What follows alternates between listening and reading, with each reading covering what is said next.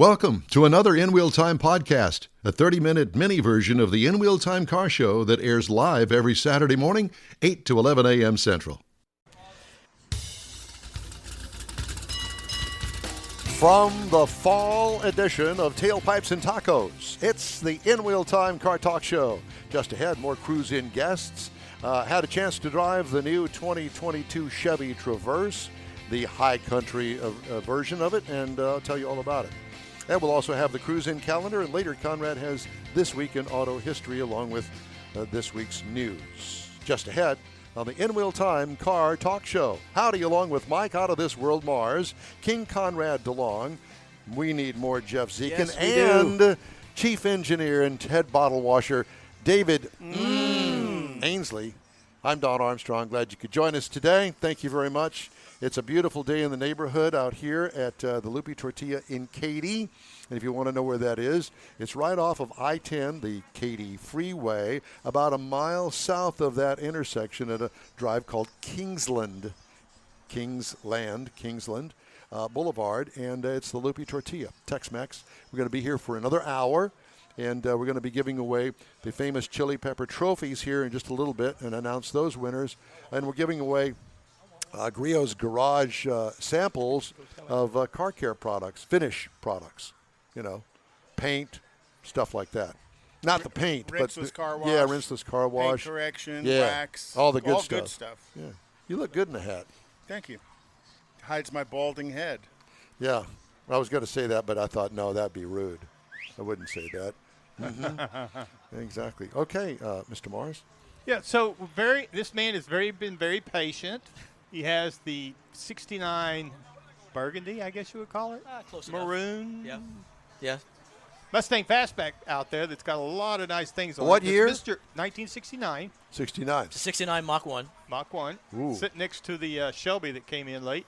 The blue one? Yeah, he's got the one next to it. He's got the burgundy one on this side. Well, I can't see it. Well, the Charger pulled in. All that stuff anyway. is in front of it. Yeah, that's a nice pair, isn't it? The blue one and the red one, side by side. Yeah. So its name is Mr. Bill Melling. Bill, thank you so much for coming by and talking to us. You're welcome. Good morning. Good morning to you. So let's talk a little bit about you. You from the Houston area? I'm actually from New York City originally. I'm from Brooklyn. Really? So I'm one of those Yankees that stayed. I think they sometimes call us a darn Yankee. Well, yeah. I was born in Mount Vernon. There you go. my pilot is from the Bronx. So yeah. It takes a certain personality from there to be able to come down here and make the transition and fit in.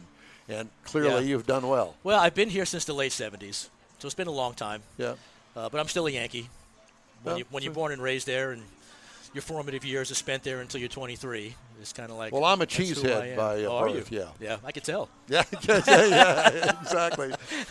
So tell me about the car. How long have you had it? I've owned the car for almost 5 years. I'm another eBay buyer. Okay. Really? Like you had someone earlier Yeah. that bought a car on eBay. And how long have you owned it now? Almost 5 years. 5 years? Yeah. How was that process? It worries me.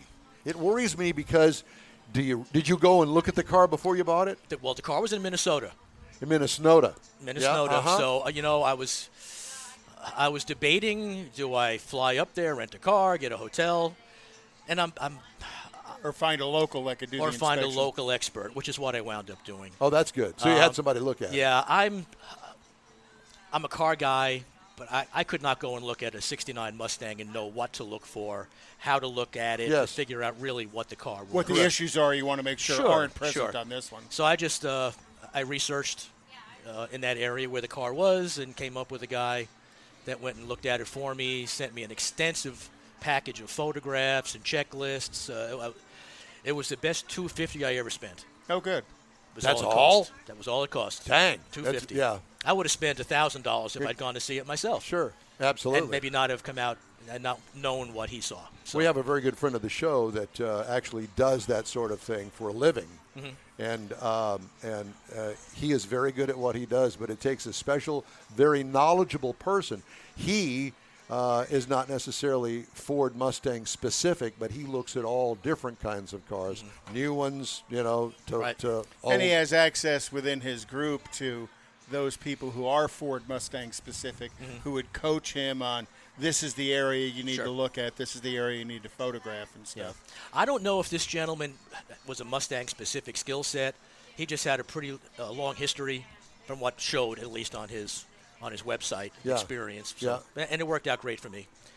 And so, had the car ever been wrecked? I mean, did you ask those questions, I'm sure? Well, when I bought the car, it's been painted. It doesn't have all original body panels on it. That's obvious. Okay. I mean, that's all right. But when I got the car, it came with a pretty extensive package of information from the restorer person that did the work. In 2005 is when the car was restored. So I'm the second owner since it was restored. And I was able to track down the gentleman who actually did the restoration. So we are now Facebook friends. Yep. We've conversed a few times, and he told me I'm a lot sure of he things that he appreciates did. that because he gets to follow. Oh, sure. His I sent car him that he worked on, pictures. right? When I send him pictures if I happen to win a trophy at a show, which I got a few. I send him pictures of the car. Yeah, he appreciates that. So we've made a friendship out of it. But the eBay process that you asked about, I wasn't even actually the winning bidder. Ultimately, it's just the problem was that the gentleman that was the winning bidder, when he said, okay, you won the car, then he said to the seller, okay, let me see if I can figure out financing. Oh boy. God. So, that's the wrong way to go car shopping. Yeah, no, you can't do that. So it rolled back to me. And the gentleman I bought it from, the car had been sitting in his garage for 7 years. He'd put 1,000 miles on it. He just didn't drive it. He had too many toys. And he was very good to deal with. He actually charged me less than I had actually bid. He said, the car's really not worth quite that much. That was fair and honest. Oh, yeah. Maybe it gave me a really good feeling about the guy selling the car. So was this just an individual, or was, it was this a guy that flips cars No, it all was the a guy. times? It was just a guy. And, is it a numbers matching car? No, it is not. It's not. It has a Cleveland motor.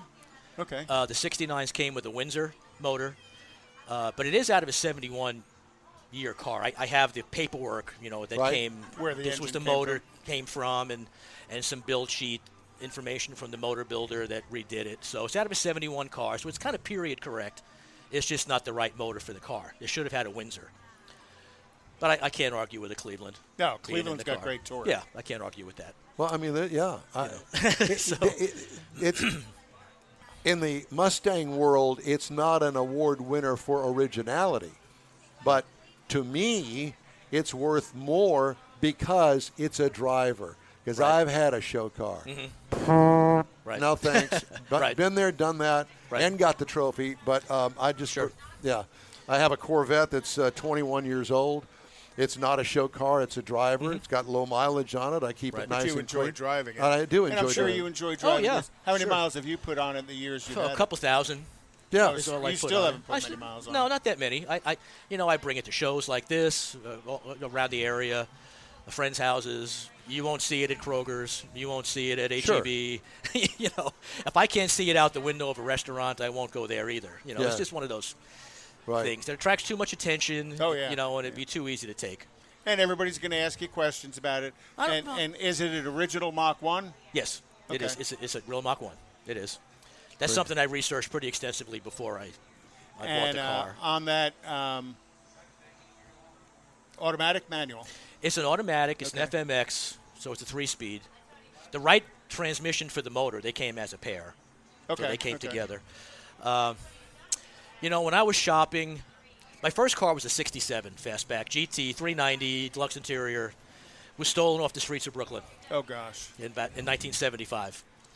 And so I was searching for one of those, for a 67 fastback, and not realizing how astronomically expensive they can be for a nice car. And hard to find. I always thought the 69 was the best looking Mustang ever. I would agree. Disagreement over here. I agree. Yeah. It's top 2, okay? So I turned my attention to the 69, and they were much more readily available than the 67 was. So I found that car much more affordable. But when I was shopping, I had X dollars to spend. I would rather have had a stick, but it wasn't a showstopper one way or the other. I was going to get the best car I could get regardless. Plus the fact that being an automatic, my wife could drive it. Do you allow her to do that? Well, she never has wanted to. But she could. Yeah, but she could if she wanted to. She just hasn't. Well. I don't know, whatever. Is she here today with you? No, she's not. No, she's not here. She comes out to shows. She was at Rosenberg last weekend for the show with a couple of her ladies. So you make the rounds with the car then. I do. I've been to 20 shows probably, give or take. I've been here many times over the years. And I know are you a member of the Mustang Club here in Houston? I have been. I'm not at the moment. Yeah, we've got some close friends who are real big in the Mustang Absolutely. Club. Right. I was going to say, you would probably be a good candidate and really enjoy this thing that I fell into, I guess really through Mars, because it was the Hot Rod Tour of Texas, and it was the first one, and it was in the early spring of this year, and I had an absolute ball. Drove down by myself down to Victoria, Texas, of all places, and met up with, I guess, another 200 hot rod guys, all different kinds of makes and models of cars and hot rods that you can imagine. And we all got in a line, and we headed north on a 2-day trip through parts of the hill country on up toward Fort Worth is where it ended. Had a ball.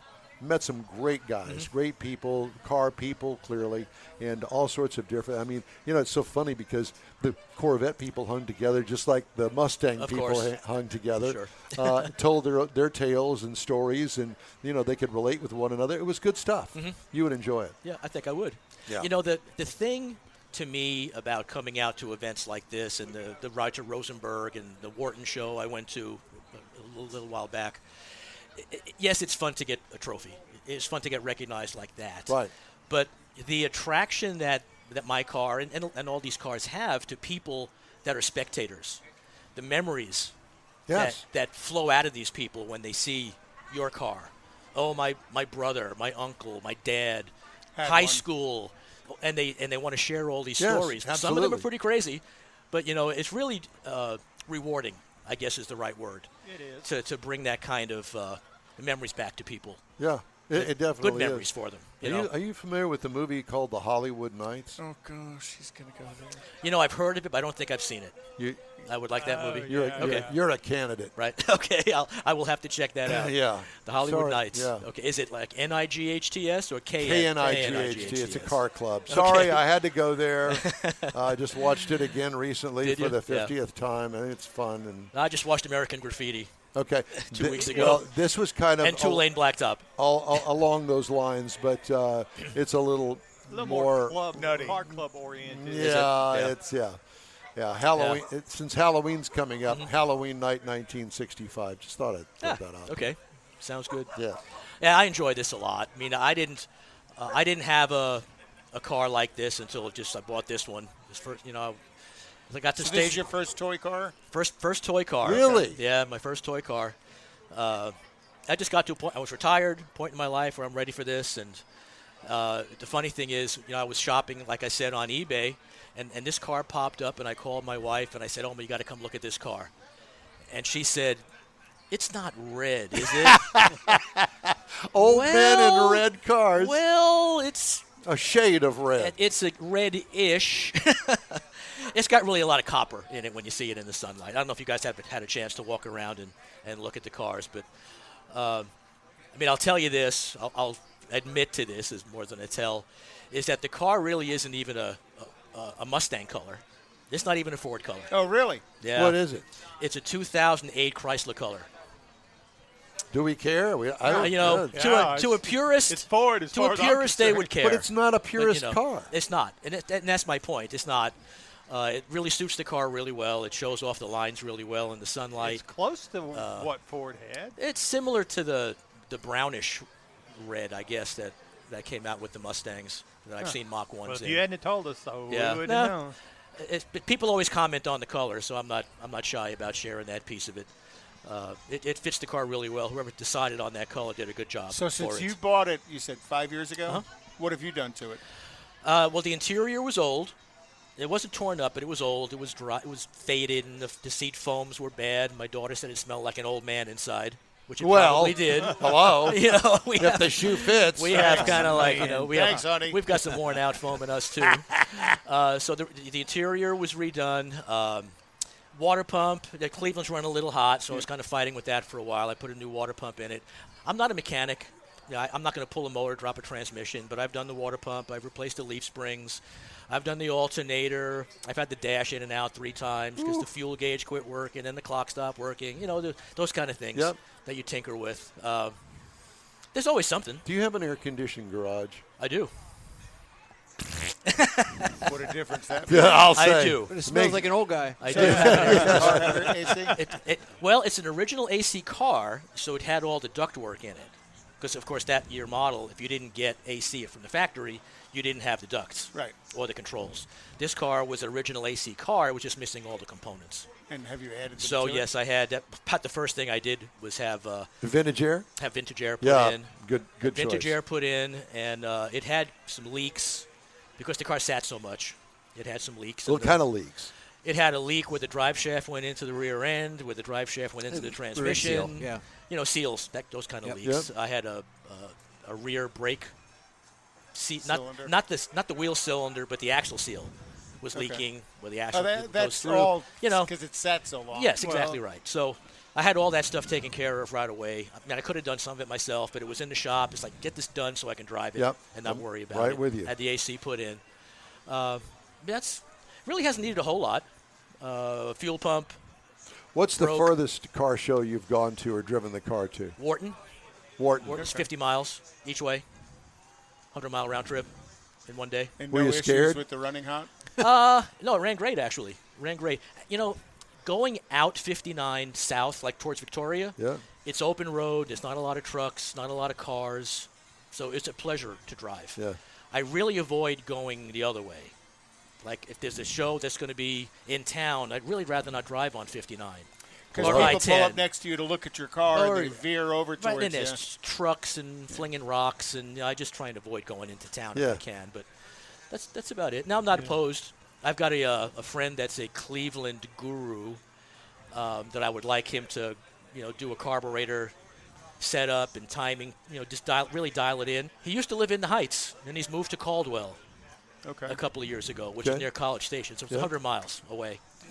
So I'm debating if I'm going to take it to him. I probably will at some point. I was going to say, that's a... That's not a bad drive. No, not at all. Yeah, they got some shows up there, too. Yeah, sure. So that's probably in the cards maybe for later in the year. Well, it's great talking to you. Yeah, you guys too. Yeah, and good luck in the contest today. Yeah, appreciate it very much. I don't have a trophy with a chili pepper on it. Well, today may be your day. I hope so. Yeah. We appreciate you. Okay. Thank you very much. You. Thank you, guys. Appreciate you. Sharing about Thank your you. car. If you'd like Come to get and in touch with us, shoot us an email. The address is info@inwheeltime.com. I have to let me .com. Cruise-in calendar. There you go. So tonight's the street race and meet at Pine Valley Raceway in Lufkin, and that starts at 5 p.m. Also tonight, starting at 4 p.m. is the car show at Cavender Auto out in Weimar, Texas. Classic Cars at Brazoria Cruise-In at Luby's in Lake Jackson starts at 5:30. 6 p.m. tonight is Smooth Nights in Texas at the Boot Barn in Smooth Nights. Yeah. I like Barn Smooth in Nights. Livingston, Texas. That was your middle name at one time, wasn't Smooth. Don Smooth Powell's Armstrong. Pasture Street Meat Picnic is today in Cold Spring, Texas. The cruise-in at the Rough House Brewing in San Marcos. That's is Don's this weekend. place right there. That's it, Rough Brookshire House. Brothers Cruise-In in Montgomery, Texas starts at 5 p.m. tonight. Again, as he just mentioned, the Wharton Cruise Night is 6 p.m. tonight down in Wharton, Texas. Kingwood Classic Cruisers and Coffee at the Whataburger in Kingwood starts at 7. And then tomorrow is 10 a.m. Coffee and Cars at the Coral Bean Cafe in Corpus Christi. Coffee and Cars at Century Square in College Station is tomorrow. And the Colleen Whip Car Show in Harker Heights is this weekend, is tomorrow, and starts at 2 p.m. Mr. Mars, do we have today's winners? Yes, we do. In fact, he's gone to see if he can roust them up. Well, that's fine. Why don't we go ahead and name them before they pull out of here, because there are people that are leaving, and we need to get this underway here at 10:20. Do you have did you say the names and stuff, yeah. Or do you want me to? Yeah, I'll let you do it. All right. Because I'm looking for them. Okay. The best classic goes to Gene Wall in the 69 Dodge Charger RT. Gene Wall, come up and get your. Is that you, Gene? There's Gene right there. He's going to receive his Chili Pepper Trophy. Also, Bill Grott in the 1930 Ford Coupe wins the best hot rod Chili Pepper Trophy. Bill Grott, 1930 Ford Coupe. Okay, and then Ben Waring in the 2017 Camaro for the Modern Classic. You, sir, are our third winner for the Chili Pepper Trophy here at today's Tailpipes and Tacos. So there you go. So let's start with. While you do that, let me go ahead and do my, if you don't mind, let me do my car review. Had a chance to drive the 2022 Chevy Traverse. It comes in multiple trim levels: LS, LT cloth, LT leather, RS, Premier, and High Country. So lots of trim levels there for your taking. Our reviewed trim level is the High Country. This is a standard SUV, which is a 3-row SUV. This is also a not a body-on-frame. This is a, what are you doing over there? Taking pictures? Anyway, so this is the second generation, introduced in 2018. It was refreshed this year. It borrows the Trailblazer front end with looks today, narrow headlights and tail lights, straight body lines with little sculpting but large wheel openings. Dual exhaust tips below the extra large cargo door, which is handy if you haul a lot of junk. Large High Country badging on the front driver and passenger doors. Conservative overall styling. What could use improvement? Maybe perhaps a pizzazzed up version of it. That would be a good thing. An SS or something? An SS or an off-road look or whatever. Just a suggestion. Interior highlights, highly sculpted dash, well laid out with a built-in infotainment screen, which I prefer. I like infotainment screens that are part of the car and not part of the car. Comfortable seating with unique fabric materials. A usable third row with access through the second row captain's chairs, which is an option. Cargo and trunk room, plentiful. And if you fold down the third and second rows, Lots it's of cavernous, space. yes. What I liked about it, the roominess. 3.6-liter Chevrolet V6, 310 horsepower, 266 pound-feet of torque through a 9-speed automatic transmission. It will tow, not a lot, 1,500 pounds. Miles per gallon in the city, 17 is what it's rated, 25 on the highway for a combined of 20.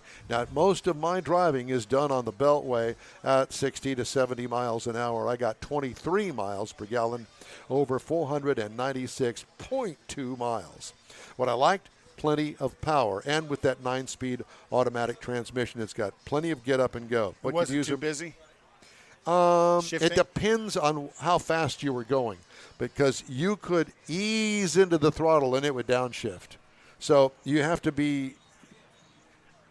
like that. Yeah. What could use improvement? Like I said, there was some disconnect with the downshifting and lag in the by-wire accelerator pedal. And I saw an advertisement just this past week that they are now making a plug-in device that you can plug in. I don't know whether it's outside the transmission, but the wiring either goes into the transmission or through the control. ALDL connection. Yeah, that corrects the lag. I don't know how it does that, but it does something to get rid of the lag between the accelerator pedal and the actual movement of the engine. What I liked about the ride and handling, very comfortable, easily maneuverable in parking lots, and for a big vehicle, that's surprising. What could use improvement? More feedback from the steering wheel, but I know that the steering is programmed that way. Yeah, because that's all tunable. Yes. It's a mom machine. Dad would not be embarrassed driving it, but it truly is a mom mobile. Base price $53,400. Price as tested $54,595. Base model price, surprisingly, $33,700 for the base model. Oh, so you can get a stripper for $33,000. Well, if you can find one. Competitors, Kia Telluride, Hyundai Palisade, which are brother and sister, and the Ford Explorer. Those are your competitors to that vehicle. Overall, I give it a very good rating. This is classic Chevrolet all the way. They're not trying to, Make it into something it's not. correct, and they don't go wild with the styling on it. Utilitarian but functional. Yep. Not a body on frame. This is Unibody. unibody. Yeah. And, there's a lot to be said for that because body on frame is heavy and it's more truck-like, like, for instance, a Suburban. I prefer this unless you're going to do some heavy-duty towing. Yeah, which most people aren't. This has just as much room, I think. And lots of space. Lots of space and convertible space. In other words, seats up, seats down, half the seat up, rest of it down, whatever you want. It's handy. And Traverse has been around a few years. It has. So they know what they're doing building It is still the second generation that was introduced in 2018, and as I mentioned, it was refreshed this year, and they did a good job. Chevy does a really good job with this car. All right. I guess we're just going to go ahead and move on because I know that we have another guest. Yep. Okay, so let's go ahead and do that. Thanks for joining us today on the In Wheel Time Car Talk Show. We stream on the iHeart Radio app and Facebook, YouTube, at InWheelTime.com. 30-minute podcasts available from your favorite podcast provider. And the In Wheel Time Car Talk Show continues right after this quick break. Starting to work on your Christmas calendar? Be sure to add the next Tailpipes and Tacos Cruise-In Saturday, December 17th. You'll want to attend Tailpipes and Tacos Christmas Edition at the Loopy Tortilla in Katy, 8 to 11 a.m. It's the only place cruisers compete for Loopy's Chili Pepper trophies and other prizes. There's no charge to enter your vehicle for Best Hot Rod, Best Classic, or Best Modern Classic. Tailpipes and Tacos is Houston's coolest and most unique cruise-in and is your opportunity to see the best hot rods, show cars, classics, and resto mods. And get Loopy Tortilla breakfast tacos with adult beverages. There's no entry fee and cars will automatically compete for those much sought-after custom Loopy trophies and other prizes. It happens at the Loopy Tortilla Tex-Mex in Katy on the Grand Parkway at Kingsland Boulevard, just south of I-10. It's the Tailpipes and Tacos Christmas Edition, Saturday, December 17th. The In Wheel Time Car Talk Show will be there too. Celebrate the Christmas season with friends and family at Tailpipes and Tacos. Saturday morning, December 17th, 8 to 11. We'll see you then, weather permitting. Want to take a minute to tell you about Gulf Coast Auto Shield, a Houston detail company like no other. Gulf Coast Auto Shield offers paint correction services that'll give your car, truck, or SUV a like-new shine.